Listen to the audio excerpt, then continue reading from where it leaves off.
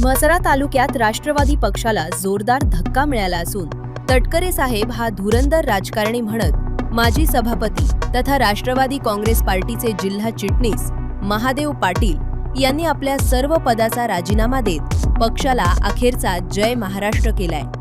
महादेव पाटील हे म्हसळा तालुका हिंदू समाजाचे माजी अध्यक्ष तथा म्हसळा पंचायत समितीचे माजी सभापती होते। त्यांनी जिल्हा परिषद सदस्य म्हणून देखील काम पाहिले। पाटील यांच्यासारख्या सामाजिक व राजकीय अनुभवी व्यक्तीनं राष्ट्रवादी पक्षाला सोडचिठ्ठी दिल्यानं पक्षाला धक्का बसलाय।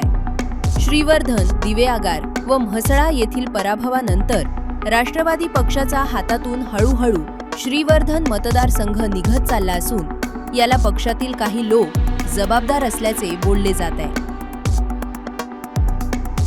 मत माझं असं आहे, तटकरे साहेब हा धुरंधर राजकारणी आहे। प्रत्येकाला कुठे ठेवायचा त्यांचा हातकाड आहे आणि त्याबद्दल मला काय त्यांना दोष द्यायचा नाही। ते त्यांच्या ठिकाणी बरोबर आहे, मी माझ्या ठिकाणी बरोबर आहे। पण मी राष्ट्रवादीकडे माझी बरंचसं माझं मार्केटिंग पॉवर त्यांना मी दिले सुरुवातीपासून। 2003ला मी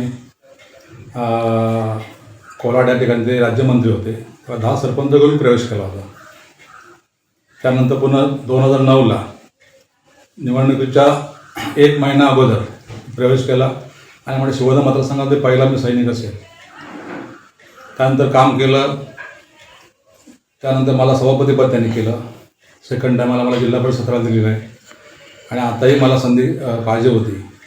2025 ती संधी मला दिली नाही आणि निवडणुकीच्या प्रक्रियेमध्ये आता जे पंचायत जिल्हा परिषद झाल्या त्याच्यामध्ये मला कुठेही सक्रिय तरी आतमध्ये केलं नाही किंवा मला त्यांनी कुठे विश्वास माझ्या अविश्वास दाखवल्यासारखं केलं। मला मी काम केलं आणि इथं लोकल कार्यकर्त्यांनी किंवा पाटील साहेबांनी काम नाही केलं आणि मी 3 महिने व्हायला आले, कधी संपूर्ण नाही केला।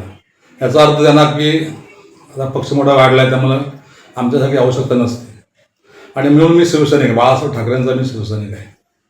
आता मी कोणत्या पक्षात जाण्याचा निर्णय नाही घेतला आहे, परंतु राष्ट्रवादी काँग्रेस पक्षाच्या जिल्हा सरचिटणीस पदाचा मी राजीनामा दिलेला आहे आणि मी सध्या टेबल राहणार आहे, न्यूट्रल राहणार आहे। योग्य वेळी मी निर्णय घेईन।